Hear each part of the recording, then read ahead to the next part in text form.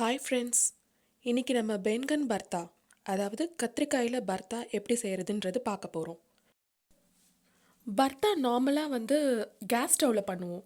இப்போ நம்ம இன்றைக்கி எப்படி அவனில் செய்கிறதுன்றதை பார்க்க போகிறோம். இந்த பர்த்தா சப்பாத்திக்கு ஆர் பிரியாணிக்கு சைட் டிஷ்ஷாக சாப்பிட்லாம், டேஸ்டியாக இருக்கும். அதே மாதிரி நம்ம ரைஸ் கூட கூட சேர்த்து சாப்பிட்லாம். வாங்க பர்த்தா எப்படி செய்கிறதுன்றதை பார்க்கலாம். ஃபர்ஸ்ட் இதுக்கு என்னென்ன இன்க்ரீடியன்ட்ஸ் வேணும்னு பார்க்கலாம். கத்திரிக்காய் 2, வெங்காயம் 2, தக்காளி 1, பச்சை மிளகாய் 1, ஜீரா 1 டேபிள் ஸ்பூன், சோம்பு 1 டேபிள் ஸ்பூன், சால்ட் தேவையான அளவு, கடுகு, மிளகாய்த்தூள் 1 டேபிள் ஸ்பூன், மஞ்சள் தூள், garam masala 1 table spoon, coriander powder 1 table spoon. First ஓவனை ப்ரீஹீட் பண்ணணும். அதுக்கு 225 டிகிரி செட் பண்ணிவிட்டு ஒரு 10 மினிட்ஸ் கிட்ட அதை ஆன் பண்ணி வச்சுருங்க. அப்புறம் கத்திரிக்காயை நல்லா வாஷ் பண்ணி தொடச்சி எடுத்துக்கோங்க.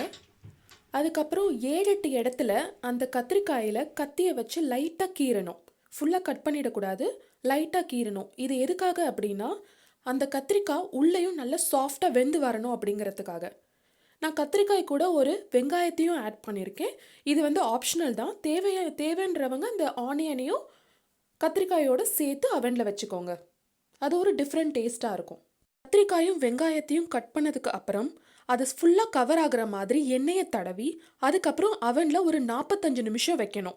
அப்போ தான் அது ரெண்டும் நல்லா வெந்து வரும்.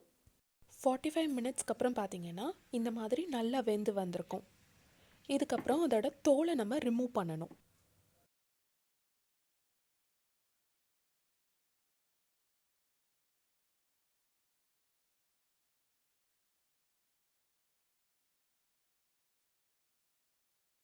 பர்த்தாக்கு கத்திரிக்காயில் இருக்கிற ஃப்ளெஷ்ஷை மட்டும்தான் நம்ம யூஸ் பண்ண போகிறோம்.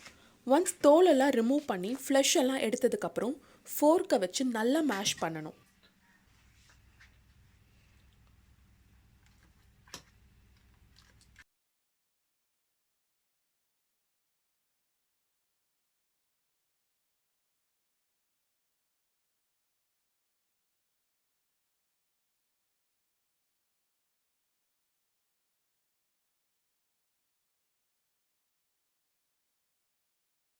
பேன் எடுத்து அடுப்பில் வச்சு ஹீட் பண்ணிக்கோங்க. பேன் ஹீட் ஆனதுக்கப்புறம் ஆயில் கொஞ்சமாக ஊற்றிக்கோங்க. ஆயில் ஹீட் ஆனதுக்கப்புறம் கொஞ்சம் கடுகு ஆட் பண்ணிக்கோங்க.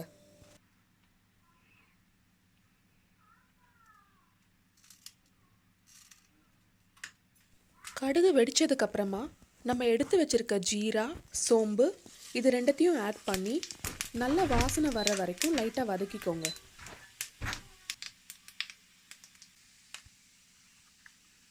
அதுக்கப்புறம் நம்ம வெட்டி வச்சுருக்கிற வெங்காயம், பச்சை மிளகாய் இந்த ரெண்டத்தையும் அதோடு ஆட் பண்ணி நல்லா வதக்கிக்கோங்க. ஆனியன் வதக்கும் போது கொஞ்சமாக சால்ட் ஆட் பண்ணிக்கோங்க. அப்போ தான் ஆனியன் சீக்கிரம் வதங்கிடும். வெங்காயம் வதங்கினதும் நம்ம கட் பண்ணி வச்சுருக்கிற தக்காளியை சேர்த்து நல்லா வதக்கிக்கோங்க.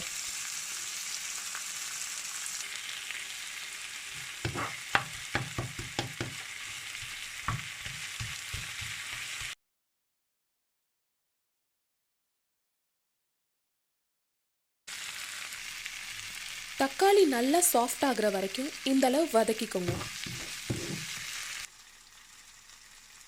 தக்காளி நல்லா வதங்கினதும் நம்ம மசிச்சு வச்சிருக்கிற கத்திரிக்காய், வெங்காயத்தை இதோடு சேர்த்து நல்லா கிளறிக்கோங்க.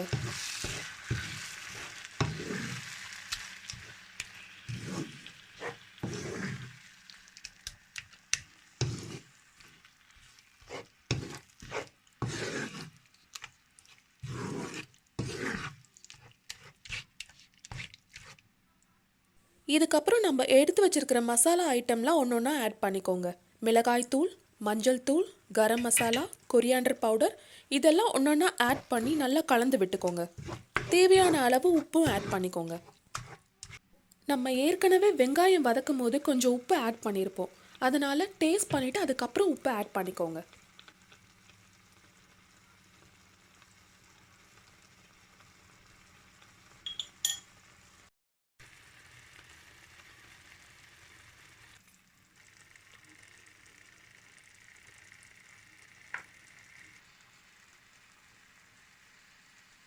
எல்லா மசாலாவும் ஆட் பண்ணி மிக்ஸ் பண்ணதுக்கப்புறம் ஸ்டவ்லேயே லோ ஃப்ளேமில் ஒரு 3 to 4 மினிட்ஸ் வச்சுருந்துங்க. கடைசியாக ஸ்டவ் ஆஃப் பண்ணுறதுக்கு முன்னாடி கொரியாண்டர் லீவ்ஸ் குட்டி குட்டியாக கட் பண்ணி அதை அந்த பர்த்தா கூட ஆட் பண்ணி மிக்ஸ் பண்ணிக்கோங்க. இதோ நம்ம பர்த்தா ரெடி. இந்த பேன்கன் பர்த்தா சப்பாத்தி அண்ட் பிரியாணியோடு ரொம்ப நல்லா இருக்கும். நீங்களும் ட்ரை பண்ணி பாருங்கள். உங்களுக்கு இந்த வீடியோ பிடிச்சிருந்ததுன்னா லைக் பண்ணுங்கள், ஷேர் பண்ணுங்கள் அண்ட் மறக்காமல் என்னுடைய சேனலுக்கு சப்ஸ்கிரைப் பண்ணுங்கள். தேங்க்யூ.